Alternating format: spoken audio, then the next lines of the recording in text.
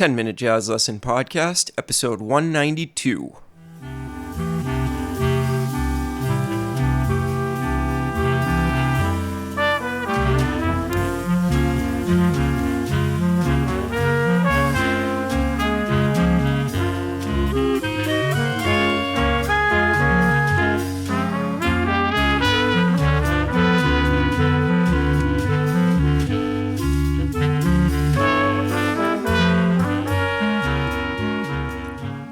Hey everybody, welcome back to episode 192 of the 10-Minute Jazz Lesson Podcast.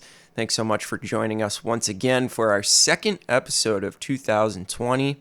Once again, this week we are going to be talking about reading and some other skills that we should acquire or get better at to improve our reading skills. So before we jump into the show, as always, a few items of housekeeping.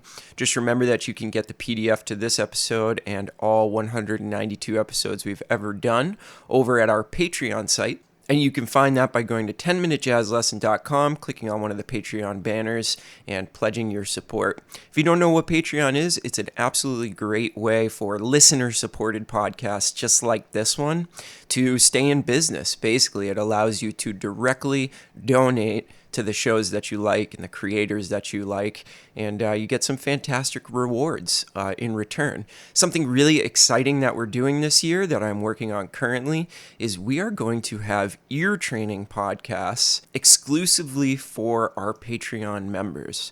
And I'm working on that right now, trying to get a format that works, something that's going to benefit you a lot. As we know, the ears are really the key to success in jazz. So I figured this was something that I should do in the new year. So keep your ears open for news on that podcast, but that is going to be available to our Patreon members very, very soon. And I really look forward to you guys starting to work on that stuff. I think that's going to increase your skills exponentially. So again, that's 10minutejazzlesson.com. Click on one of the Patreon banners. Only costs you $3 a month to support this show.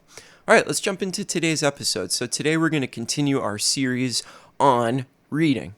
Now, last week we talked about difficult key signatures and their equivalents by talking about enharmonics and sharps and flats and all the difficulties that come with that. So hopefully you've worked on those excerpts that I prepared for you last week. This week we're going to talk about rhythm. And we're going to talk about rhythm for basically the rest of the month because I do think that that is the trickiest part about reading. So we're going to cover a specific topic today, and that is playing different lengths of notes back to back. This is something that happens in charts a lot. Composers and arrangers, they like to do what's called augment or diminish rhythms. So let's talk about what that term means. So if we think about a line that's written with eighth notes, and then the composer decides to write a similar line, but using, let's say, eighth note triplets, that is what we call augmenting a rhythm. So they may add a few notes, and the notes become a little bit faster because eighth note triplets go by at a quicker rate than regular eighth notes. So we call this augmenting a rhythm. And then maybe what they do is they write that same line that they wrote with triplets, but now they're using 16th notes. So again, the rate at which the notes go by and are played is a little bit quicker than the triplets. And this is something that I see that is very, very common. It's a great way for arrangers and composers to keep their lines interesting by changing up the rhythm. But I also hear a lot of my students have trouble with the different subdivision, right? So a lot of my students are really good at eighth note subdivision, but then when they get to triplets, they get a little bit shaky. And then the subdivision that I hear the majority of people have trouble with is 16th notes. And this is especially tricky when they're all back to back. So if you're playing eighth notes, then playing triplets, then playing 16th notes, it's really hard to separate that subdivision and nail all of them. So that's what this week's exercises are designed around. So what I've done is I've prepared 3 different excerpts for you. The first one uses the subdivision of eighth notes. So let's check out the first exercise. It is just a simple little 4-measure line using eighth notes, but you're going to see how we're going to make it more difficult as we go on to the other parts of the exercise. Let's check out the first one.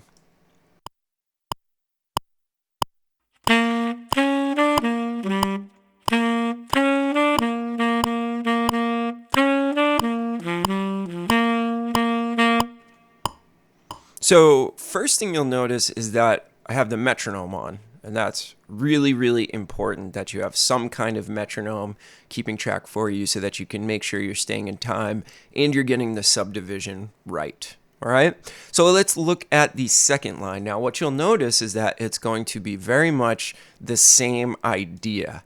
What I'm doing is I'm just augmenting it with a couple more notes, and I'm making the line fit into triplets. So the subdivision is different, right? We're adding one more note to each beat, where we used to have eighth notes, now we have triplets. So really focus in on how my subdivision is changing and how the sound of the exercise changes when I'm now introducing triplets into the mix. Here's exercise number 2.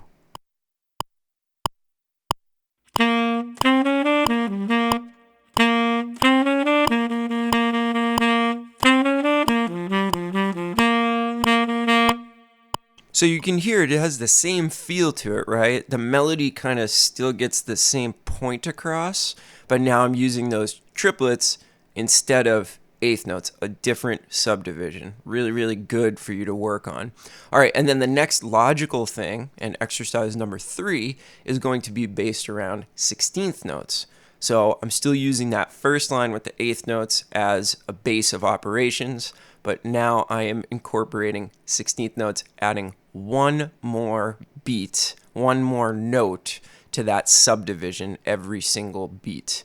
Now, again, I know I've said this before, we've talked about double time, but you have to make sure when you're playing 16th notes, you don't swing them.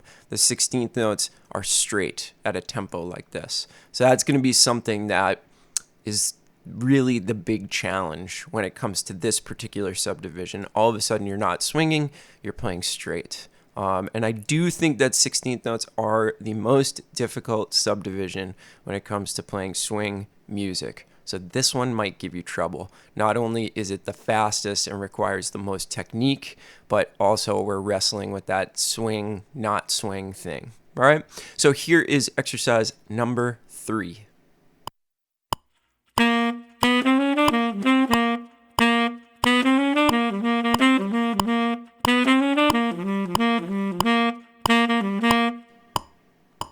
So that one's going to be a little bit challenging for you. I think you're going to have to spend the majority of time on that. So what I want you to do is, with the metronome on, I want you to work on all 3 of these separately. Make sure that it's swinging. Make sure that it really feels good. And by swinging, I should really clarify here.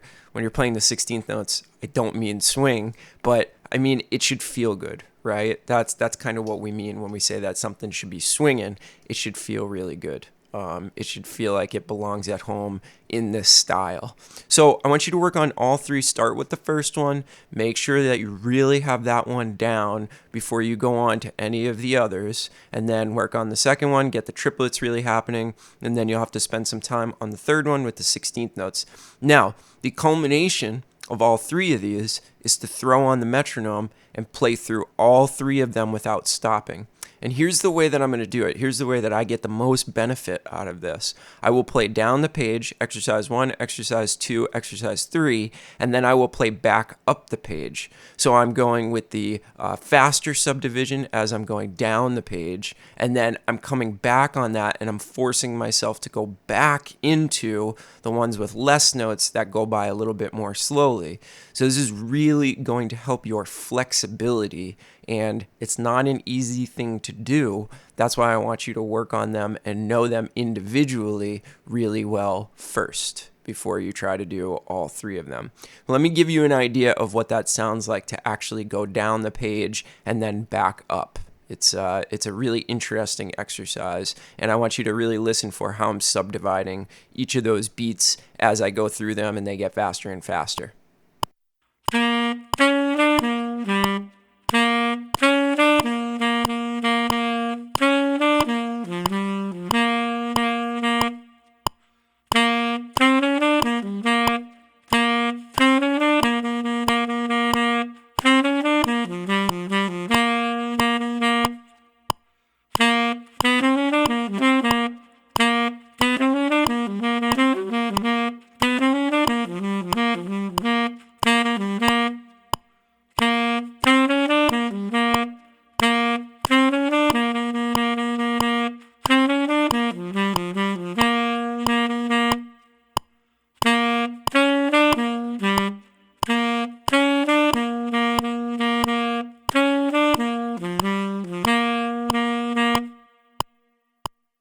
So that's a pretty difficult thing to do. Took me a couple tries when I was recording it for you.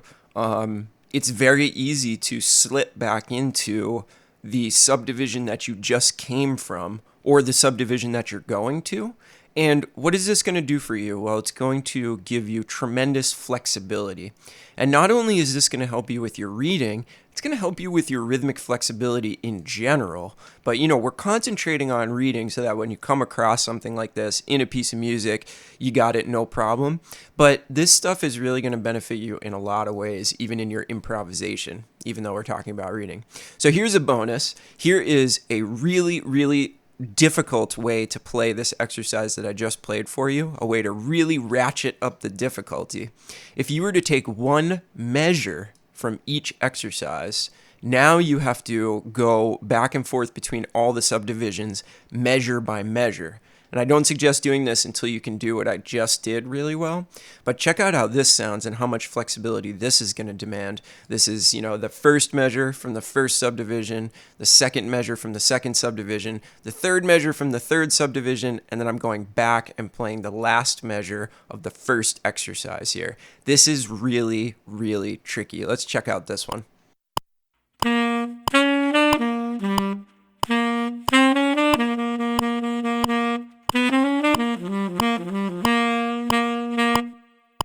So that's a little bonus for you, something that you could try to do once you have the other exercises down. And to tell you the truth, that's more like what you're going to see in real life.